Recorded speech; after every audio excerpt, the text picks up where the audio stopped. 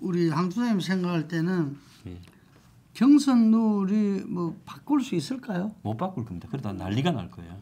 그래서 어떤 사람은 바꾸더라도 겨우 7대3 정도로 바꾸지 않겠나. 100% 이건 어려울 거다.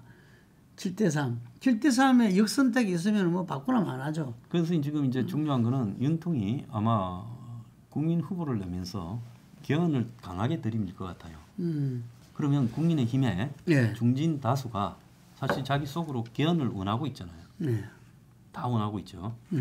그렇다면 이번에 이 경선 과정에서의 여러 결과들이 결국 윤통 손을 못 벗어날 거다. 저는 그래 보고 있습니다. 국민의힘 안에서. 경선이. 예, 지금 자기가 나름 투쟁을 해서 거리의 사람을 끌고 모았다.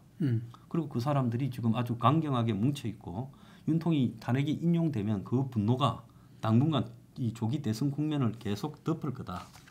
그러면 그 속에서 도대체 이제 윤통한테 찍힌 순서대로 대선 후보라는 도토리들이 자기의 어떤 입장을 발휘할 수 있을 것인가, 이제 그 문제고요. 그다음에 이제 두 번째가 명태균이 문제도 저게 예사롭지가 않아요.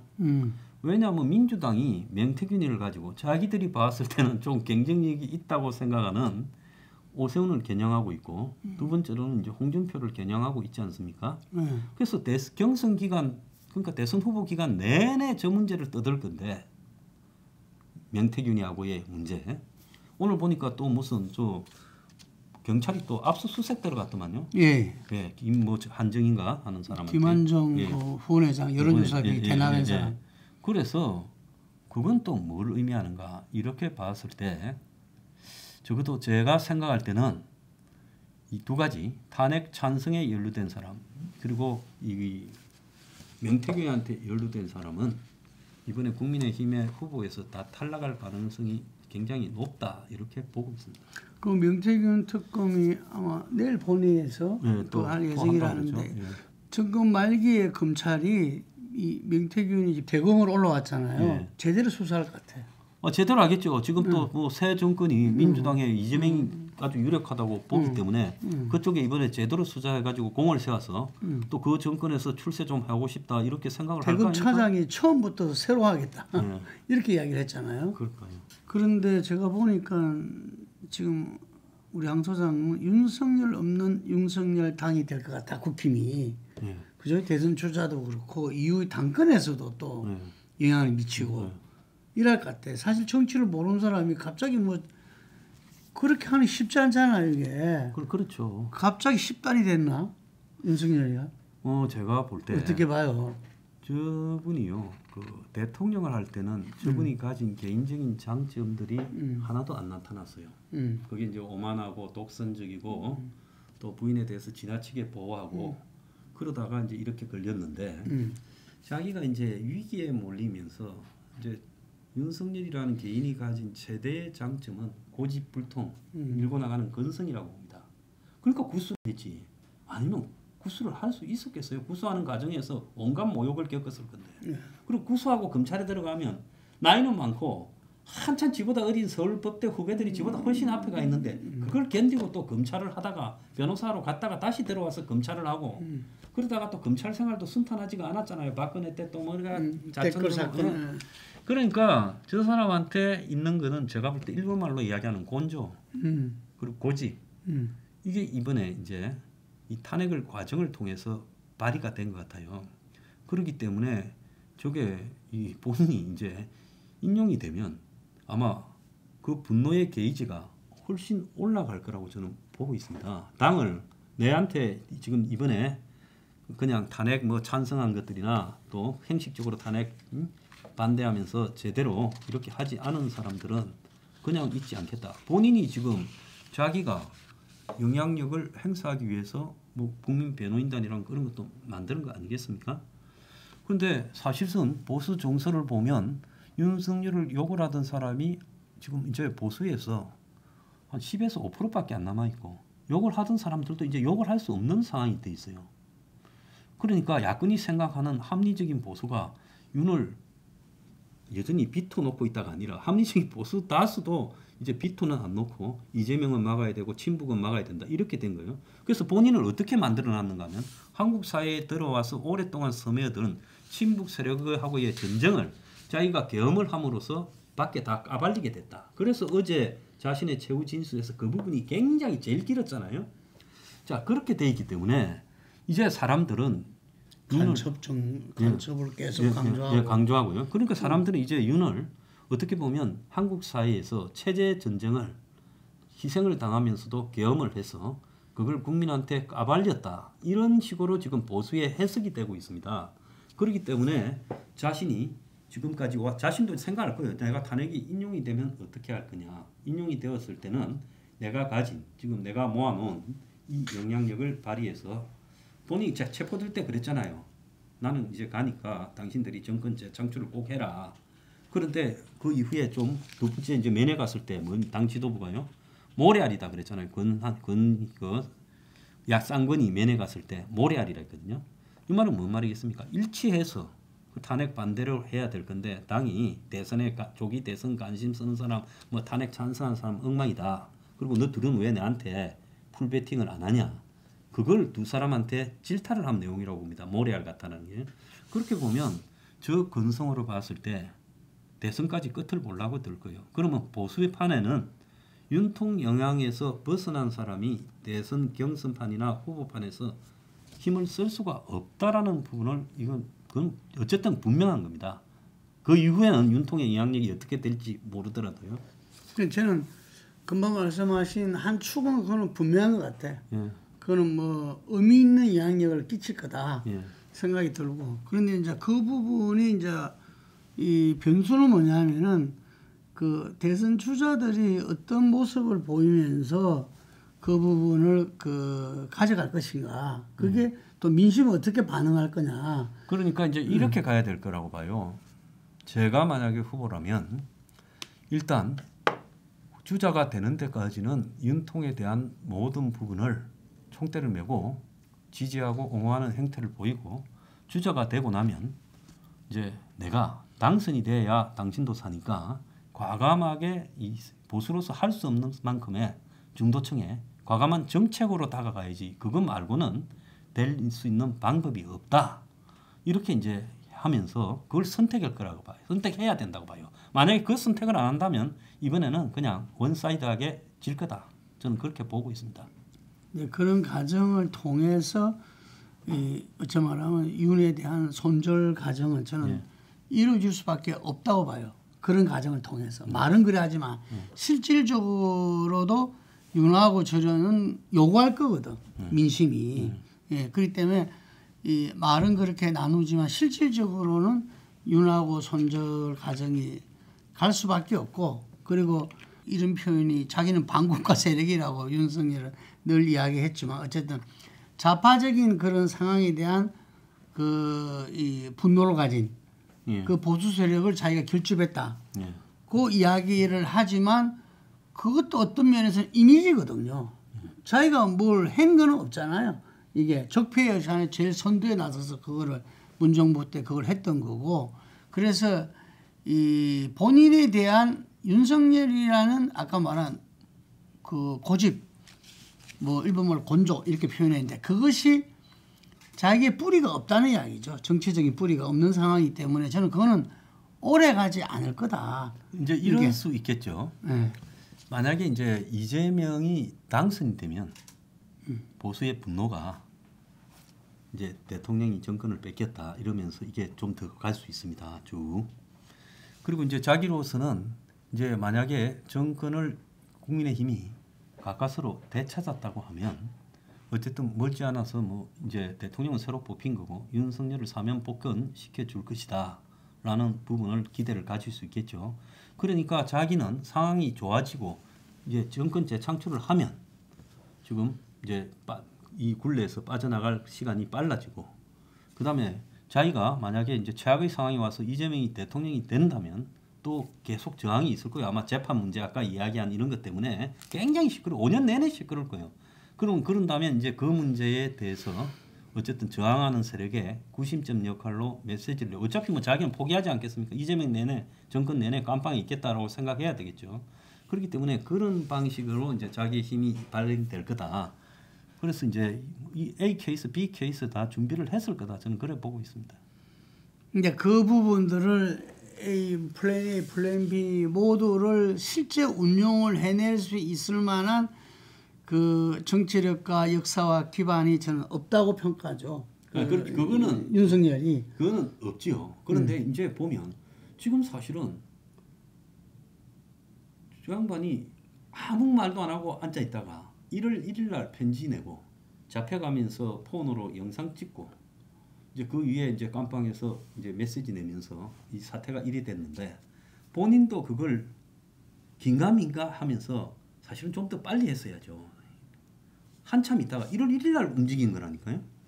근데 불과 한 2, 3주 만에 이게 보수 돌풍이 일어나면서 서부지법 사태 사건이 없었다면 이게 좀 지금보다 더 나았을 거라고 봅니다. 그러니까 이런 거를 보면서 이제 그때 배웠다고 봐요. 그렇기 때문에 이제 어쨌든 이 보수 진영에서는 탄핵이 인용되고 나면 분노가 이재명 정권이 터졌으면 5년 내내 갑니다. 그렇기 때문에 자신의 영향력이 오래 갈 수 있다고 보겠죠. 나는 지금 여론조사가 탄핵 계엄 이후에 한 달, 그 다음에 설까지의 또 한 달, 그 이후 과정에서 이 두 번째 지지층이 결집되면서 국힘이 올라갔다가 지금 주춤 내지는 하향된 게 그 윤석열 탓이라 보거든요. 왜냐? 헌재 나와서 이야기하는 게 보수 지도자로서의 모습이 아니었어. 이게 뭐냐면은 자기가 모든 것을 책임지고 안고 이런 것이 아니라 어찌 말하면 계속 병명일관됐고 그 합리적인 사람이 볼 때는 앞뒤 안 맞는 이야기를 갖다가 계속 해야 됐고 이렇기 때문에 중도층에서 간격이 더 벌어질 수밖에 없었고 하지만 지금 현재 나는 어떻게 말하면 보수가 또 윤석열을 활용하고 있다. 전 그렇게 봐요.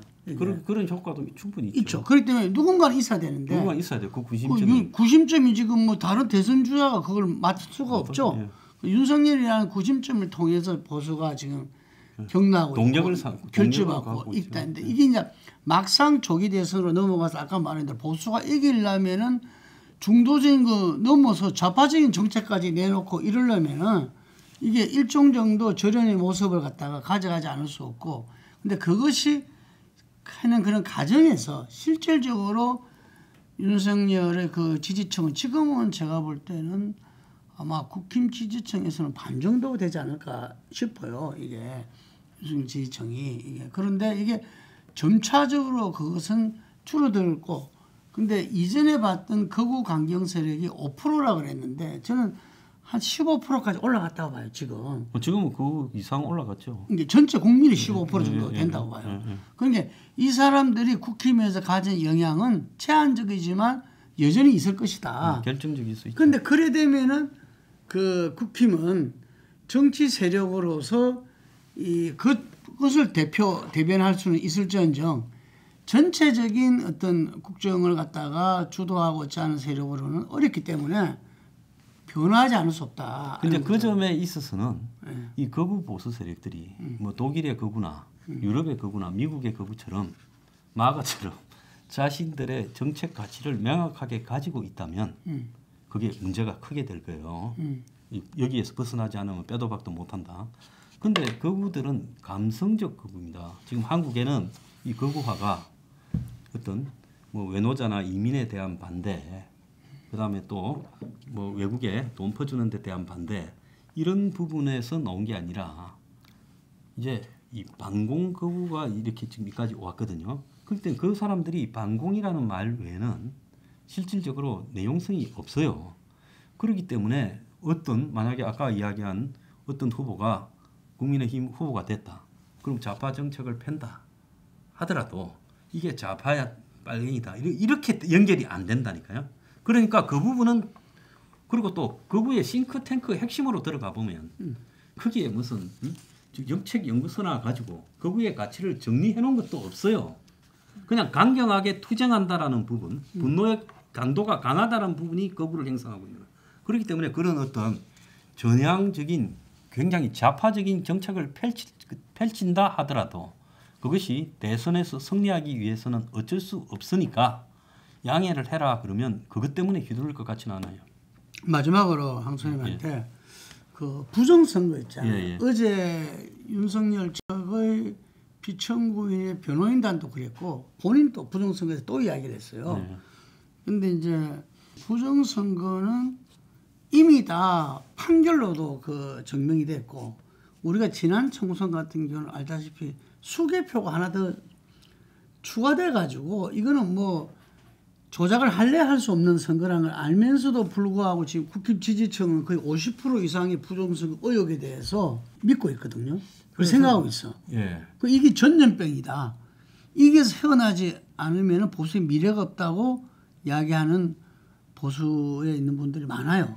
이거 어떻게 보십니까? 뭐 조갑재 씨도 이야기하고 그렇게 이야기하는데 정규재 씨도 제가 이제 생각을 할 때는 저는 이번에 중국인 99명을 뭐 오키나와로 압송했다라는 거 그놈들을 처음에 이런 사기꾼이 있냐. 나도 미국에 대해서 좀 아는데 이런 게 말이 안 된다. 트럼프가 집권하기도 전에 트럼프가 지시해서 그렇게 움직였고 그걸 가지고 부정선거 문제를 한국에 제기해서 윤통이 석방된다. 찰떡같이 믿고 있었고 그다음에 윤통이 개헌을 한 사유도 부정선거 증거를 확보하기 위해서 훈련이 서버를 확보해야겠다. 그래서 내가 볼 때 이 모든 부분은 이 대통령을 탄핵을 기각시키는데 아무런 도움이 안 될 거라는 제가 욕 많이 먹었어요. 온 사방에서 희망의 동력을 왜 끄냐? 니 잘났다. 니가 뭐 매사를 다 아는 척하는데 틀렸다. 욕을 많이 먹었지만 내가 그 말을 했어요. 차라리 이번에 보수가 부정선거를 말을 하지 않고 막 일부 투개표에서 오류는 있어요. 증명이 된 게. 그러면 그런 문제가 있으니까 그런 정도로만 언급을 하고 또 헌재에서의 탄핵에 대한 이 계엄에 대한 다툼에서 부정선거를 뺐더라면 오히려 중간층을 갖다가 확보하는데 더 도움이 됐을 건데 그런 그 망상적인 부정선거 이야기 특히 막 스카이데일리의 그런 보도들을 하고 그 뭐 부정선거 제보했다는 캡틴 아메리카노님이 미국 국적도 없고 미국에 간 적도 없고 뭐 한국에서만 살았고 뭐 병장 제대한 삼류 거짓말장이라는 거 아닙니까? 그래서 보수의 수준이 어떻게 이 정도인가 이 부분은 보수가요 굉장히 제가 볼 때는 반성하고 개혁해 나가야 돼. 나도 매일 그 이야기 하고 있어요. 이런 정도를 믿고 트럼프가 윤통을 갖다가 구원해 줄 거라고 믿고 트럼프 부정선거와 한국의 부정선거가 공통점이 있다. 근데 이게 미국에서 갖고 온 게 많아요. 나는 중국을 굉장히 싫어하는 사람이냐. 이번에 이 탄핵 국면에서 반중은 조금 그 다른 분위기였거든요. 미국에서 반중 분위기가 있는 걸 그대로 들고 와서 이야기를 하거든요. 그래서 이것도 보면 이 한국의 보수에 영향을 미치려고 하는 미국 출신 몇 명이 있어요. 교포 출신. 그 사람들이 한국의 보수 유력 인사들에게 또 유튜버들에게 영향을 미치고 그 뭐 재력이 뒤에 있으니까 그렇겠죠. 그렇기 때문에 그런 사람의 영향이 보수 상층에서 퍼져나오면서 부정선거 이야기나 반중으로 갔다 이렇게 봅니다. 그럼 보수가 굉장히 개혁해야 된다. 만약에 조기 대선 이야기에 이거 물고 들어가면 대선 못 이긴다 이렇게 보고 있어요. 다음 주제로 그 이재명의 그 중도 보수 정당 그러면서 상당히 이익 분배형 정치를 하고 있다 이렇게 보여지는데 저는 상당히 긍정적으로 본다고 이야기했어요. 일찍이 민주당을 진보 정당이라고 규정한 적도 없잖아요. 이게 우리 보수제 진보를 갖다가 그 대변한다 이야기를 할 수 있지만. 민주당을 이념적으로 진보정당이라고 한 거는 그 누구도 저는 없다고 봐요. 이게. 그렇기 때문에 이번에 중도보수 정당을 제기한 부분들은 조금 어떻게 말하면 정책 대결이 있을 수도 있는 거 아니냐.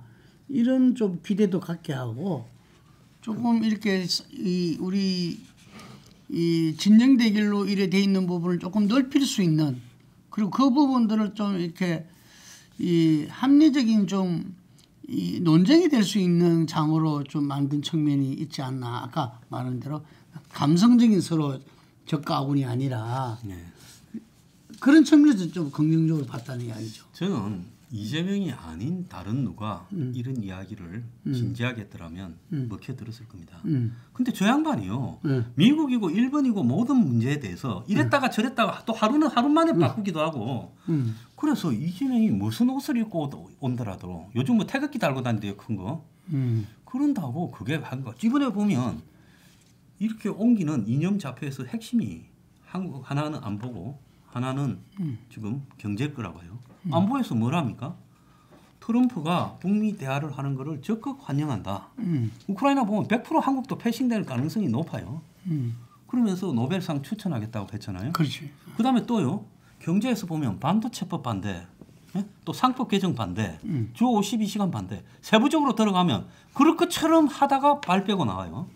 그다음에 또 상속세 부분도 물론 본인은 아주 초부자들한테는 세게 때려야 된다지만 그러면 진짜 우경화를 했다면 우측의 사고는 초부자들한테도 세게 안 때리는 감세 이런 부분이 사실 미국도 그렇고 지금 분위기가 있어요. 유럽도 그렇고요.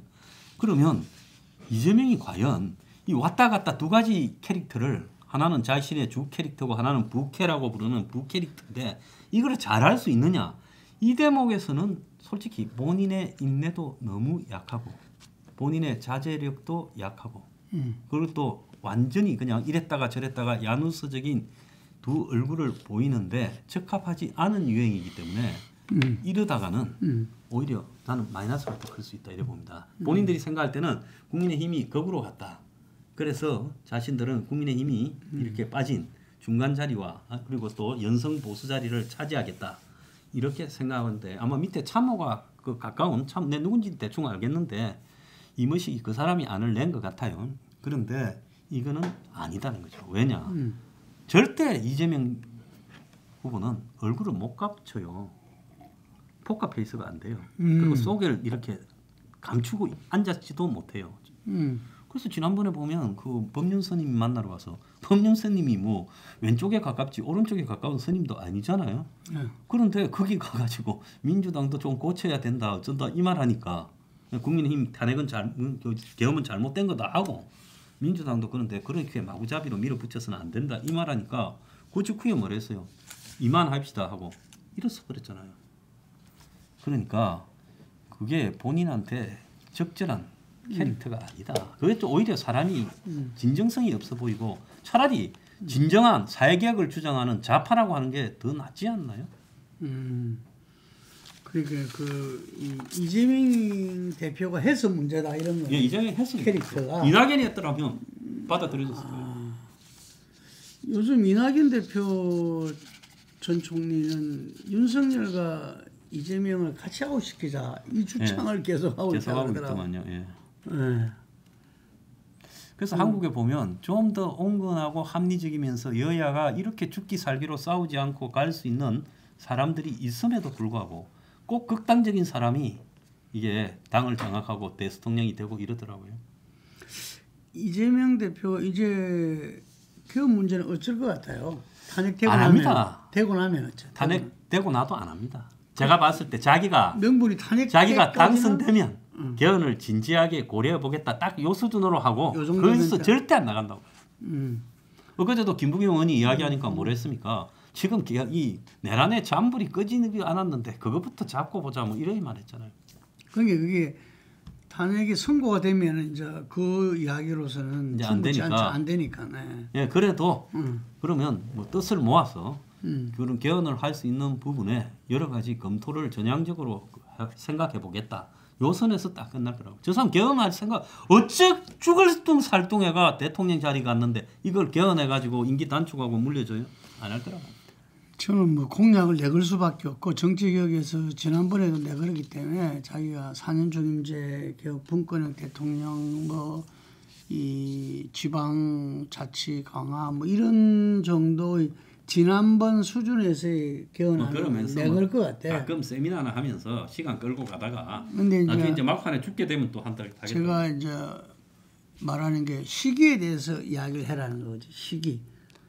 그러니까 이제 일반론을 이야기하지만 개헌을 언제 할 거냐, 국민투표 언제 할 거냐, 언제 적용할 거냐. 한국의 대통령이 보면 박근혜 대통령도 죽게 돼서 개헌이라 말하고 그다음에 문재인은 뭐 지방 분권 개헌이라고 바람만 살살 피우면서 자기 임기 5년 다 때왔고 지금 윤도 지금 죽게 돼서 개헌을 말하잖아요. 그러니까 이거는 어떻게 보면 이 권력 최고 권력에 도달하고자 하는 사람의 마음에서는 지금은 개헌이 진심으로 안중에 없다.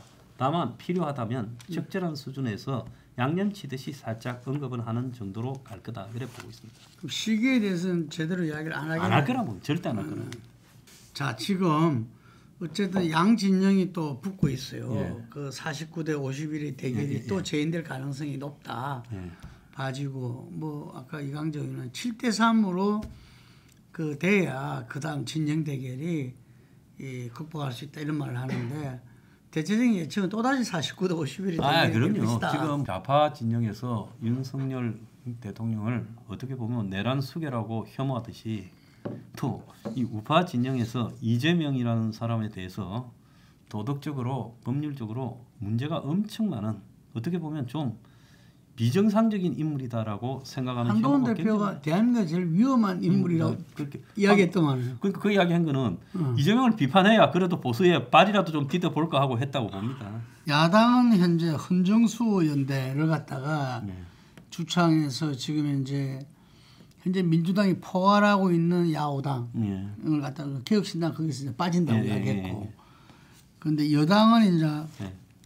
반 이재명 연합 예. 뭐 이런 부분에서 그 개헌 연대를 활용하지 않을까 싶어요. 그래서 여당이요. 네. 여당이 제가 봤을 때는 개헌 연대를 활용을 할 거라고 봅니다. 왜냐하면 윤통이 그 개헌도 이야기했고 또 본인의 탄핵이 이제 확정이 되면 더더욱이 개헌 연대를 갖다가 이렇게 밀어붙일 거라고 봐요. 그래서 이제 반 이재명 연대라고 하자면 궁극적으로 이번에 국민의힘에 나서는 후보가 조기 개헌을 나를 박아서 하겠다, 임기 단축도 하겠다라는 말을 할 가능성도 있어요. 그러면서 이제 그 이재명을 싫어하는 민주당, 구민주당이나 또 호남의 인물들을 영입하고, 그래서 우리는 확실하게 당선되면 개헌하겠다. 그래서 이재명이 이야기하는 개헌 수준을 훨씬 넘어서는 구체적인 못을 박는 개헌을 하겠다라고 하면서 반 이재명 연대를 만들어서 이재명을 포위할 수 있다. 그러면 이번에 이제 경선에서 탈락되는 후보더라도 이번에 대통령 당선되는 사람은 관리형 대통령이다. 그렇다면 쟤 보고 관리하고 개헌하라 시키고 나는 다음에 도전해야 되겠다. 이렇게 생각할 수도 있죠. 그렇기 때문에 그거는 제가 볼 때 그렇게 할 가능성이 매우 높다고 봅니다. 꼭 국힘 후보가 아니더라도 아까 말한 국민 후보 이런 식으로 저는 솔직히 국힘 후보보다 외부에서 능력이 검증된 사람을 데려와서 그래서 그 사람이 아주 짧게만 대통령을 하고 개헌하고 물러나겠다 이렇게 하는 것이 훨씬 낫다고 보고, 만약에 윤통이 이제 그걸 밀게 되면 그건 굉장히 말발이 받을 거라고 봐요. 자, 그렇게 되면 결국은 이번에 조기 대선이 굉장히 좋은 쪽으로 한국 정치에 작용할 소지도 충분히 있다 이렇게 보고. 이런 분 같으면은 예를 들면은 그 내년 지방선거, 지방선거까지 하고 70하고 열겠다 할 수도 있겠네요. 할 수도 있죠. 저는 대통령을 한번 했다라는 당선되어서 그리고 개헌을 해서 한국 사회의 정치적 1년이 남아 있으니까 정치적 충돌을 이제 서로 화합하고 협조하는 방식으로 바뀌었다. 이것만 해도 굉장히 영광적인 거잖아요. 그렇죠. 역사에 남겠죠. 그렇다면 이럴 때 그러면 그런 사람을 하나 밀고 나머지들이 출마를 자제하면서 뭐 이왕 개헌하기로 했으면 빨리 하는 게 좋겠죠. 자기는 다음 기회가 있으니까. 자기는 다음 기회가 있으니까요. 그런 방식으로 정리를 할 가능성도 있어요. 그건 오히려 이번에 보수 후보들 속에서 그런 방식으로 진행이 되면서 그걸 약속한 사람이 나와야 된다. 이런 부분으로 갈 수도 있어요. 저도 뭐 개인적으로는 그렇게 가야 된다라고 주장을 할 겁니다. 한 달 안에 그 부분들 다 해나기가 쉽지는 않겠지만. 그래서 이제 제가 봤을 때 던져 놓으면 니 잘났네 내 잘났네 하면서 그게 안 돼요. 이 보수의 형태로 보면. 그래서 윤통이 그걸 갖다가 내다보고 나는 물러난 사람으로서 그건 없지만 한국 정치가 개혁돼야 된다는 데 대해서 동감을 한다. 그러면서 그 계획이 되면 개헌이 되고 하면 윤통도 정리해 주자. 그런 부분이 될 거 아니에요. 그러니까 그런 사람을 윤통이 밀고 그다음에 윤통을 지금 지지하는 그런 강성 보수들이 그걸 받아들이면 그건 쉽게 정리될 수 있죠. 오히려. 윤통도 지난번에 제3지대로부터 출발하려고 하다가 전격적으로 입당했죠. 그렇죠. 입당하고 순식간에 대선 후보가 됐잖아요. 예. 그러니까 거기에 맞는 국민 후보가 있다면은 뭐 그런 과정으로 그치면은 그게 동시적으로 이루어질 수 있겠네. 그래서 입당을 하고 지지하고 예. 뭐 이런 부분들. 이번에 보면 영통이 이 헌재 앞에서 사실은 헌재 그 재판관들한테 개헌을 이야기한다고 뭐 그걸 갖고 탄핵하고 안 하고 하겠습니까? 그건 이 말을 갖다가 운을 띈 게 아닐까 저는 그렇게도 보고 있습니다. 그래서 운을 띄고 본인의 탄핵이 인용된 이후에 이제 그 부분을 본격적으로 구상으로 던지면서 이렇게 하라 이런 방식으로 진행될 가능성도 있겠죠. 예. 그 아마 우리 다음에 봤을 때는 탄핵 결정이 난 이유가 아닐까 예, 싶고 그러겠네요. 뭐 지금 예상으로는 뭐 8대 빵 6대 2 뭐까지도 있을 수 있다는데 그 탄핵은 인용되지 않을까 하는데 또 의회 변수도 생길 수도 있겠죠. 예, 그런데 현실적으로는 인용될 가능성이 높다고 보는 게 현실적이죠. 예. 그러면 그때부터는 이제 60일 대장정에 이제 벌어지는 건데 그때 다시 뵙도록 하겠습니다. 오늘 수고하셨습니다. 수고하셨습니다.